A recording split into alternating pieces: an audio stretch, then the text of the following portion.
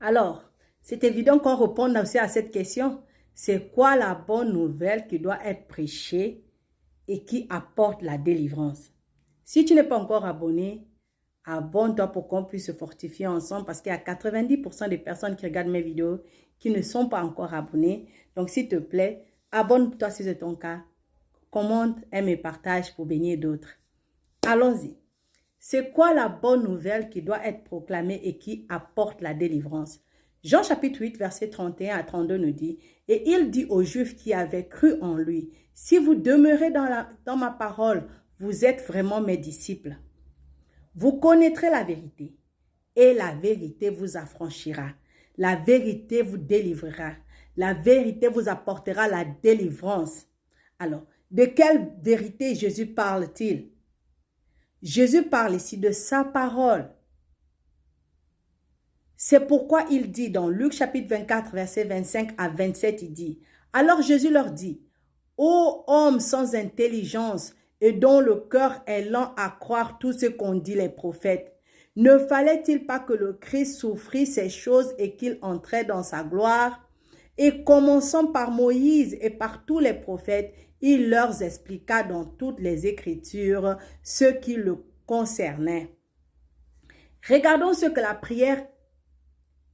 première église a prêché. Actes chapitre 18, verset 5 dit, « Mais quand Silas et Timothée furent arrivés de la Macédoine, il se donna tout entier à la parole, attestant aux Juifs que Jésus était le Christ. » C'est pourquoi Paul dit dans 1 Corinthiens chapitre 2, verset 2, « Car je n'ai pas eu la pensée de savoir parmi vous autre chose que Christ et Jésus-Christ crucifié. » 1 Corinthiens chapitre 1, verset 22 nous dit, « Les Juifs demandent des miracles et les Grecs cherchent la sagesse. Nous qui sommes sauvés, nous qui sommes enfants de Dieu, nous qui sommes cohéritiers avec Jésus-Christ du royaume de Dieu, nous qui sommes le corps de Christ, nous qui sommes le temple du Saint-Esprit, nous qui sommes des nouvelles créatures en Christ. » Je vais essayer d'élargir ça pour que tu puisses comprendre où je vais en venir. Nous prêchons Christ crucifié. Scandale pour les Juifs. Scandale pour ceux qui vivent encore dans la loi. Scandale pour ceux qui pensent encore que la loi règne aujourd'hui. Scandale pour ceux qui pensent que la loi a encore autorité sur nous aujourd'hui. Et folie pour les païens. Folie pour ceux qui n'ont pas accepté Jésus-Christ comme leur sauveur et Seigneur. Folie pour ceux qui pensent que notre foi est fausse. Folie pour ceux qui pensent que nous sommes là pour mentir ou nous sommes là pour faire semblant que Dieu n'existe pas. C'est une folie pour eux. Mais puissance de Dieu et sagesse de Dieu pour nous qui sommes appelés, tant juifs que grecs.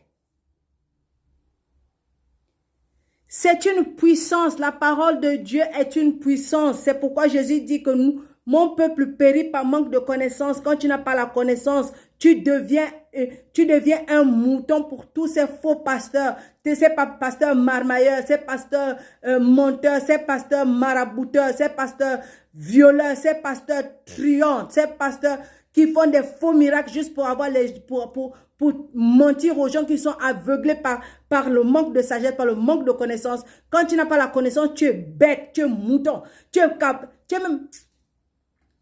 tellement ma boule que n'importe qui peut venir te mentir et jouer avec tes sens parce que tu ne comprends rien. Cherche la connaissance. Et la connaissance, c'est Christ. Qui est Christ? C'est qu'il a fait en toi. Pourquoi il est mort à la croix pour toi? Quand il est mort là, qu'est-ce qui s'est passé? Qu'est-ce qu'il a fait pour toi? Qu'est-ce qu'il a fait en toi? Et qu'est-ce qu'il peut faire avec toi? Peu importe qui tu es, il peut travailler avec toi. C'est cette puissance-là qui va te permettre de marcher sur les serpents et les scorpions et sur toute la puissance de l'ennemi. Et rien ne va te nuire.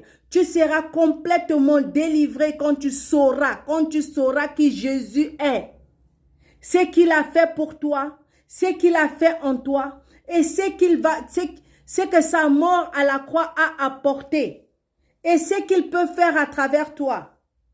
C'est quoi la bonne nouvelle qui doit être prêchée dans les églises? Ésaïe chapitre 40, verset 9 à 11 nous dit, « Monte sur une haute montagne, Sion, pour publier la bonne nouvelle. Élève avec force ta voix, Jérusalem, pour publier la bonne nouvelle. Élève ta voix, ne crains point. Dis aux villes de Juda, Voici votre Dieu, voici le Seigneur. L'Éternel vient avec puissance et de son bras, il commande. Voici le salaire avec lui et les rétributions le précèdent. Comme un berger, il paîtra son troupeau, il paîtra les agneaux dans ses bras. Il prendra les agneaux dans ses bras et les portera dans son sein. Il conduira les brebis qui allaitent. C'est qui cette bonne nouvelle? C'est qui cette bonne nouvelle? Luc chapitre 2, verset 10 à 11 nous dit, « Mais l'ange leur dit, ne craignez point car je vous annonce une bonne nouvelle qui sera pour tout le peuple le sujet d'une grande joie. C'est qu'aujourd'hui dans la ville de David, il vous est né un sauveur qui est le Christ, le Seigneur. » Actes chapitre 8, verset 4 dit, « Ceux qui avaient été dispersés allaient de lieu en lieu annonçant la bonne nouvelle de la parole.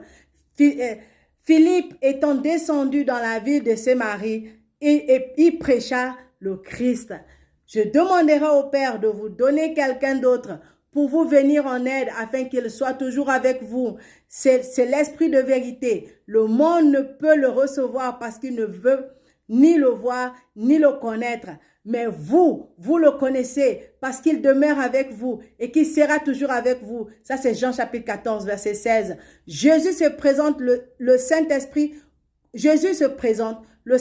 comme le prédicateur de la bonne nouvelle de Dieu et celui qui l'accomplit, comme l'avaient annoncé les prophètes d'Israël et en particulier le prophète Isaïe dans Romains chapitre 11, verset 16 à 19, Paul nous dit, « Car je n'ai point honte de l'évangile, c'est une puissance de Dieu pour le salut de quiconque croit, du juif premièrement, puis du grec, parce qu'en lui est révélée la justice de Dieu par la foi et pour la foi, selon qu'il est écrit, le juste vivra par la foi. » Frères et sœurs, voilà la bonne nouvelle qu'on doit prêcher à l'église. Si dans ton église, là, on ne prêche pas Christ, on ne te parle pas de Jésus, tu ne sais même pas qui est Jésus, quitte là-bas.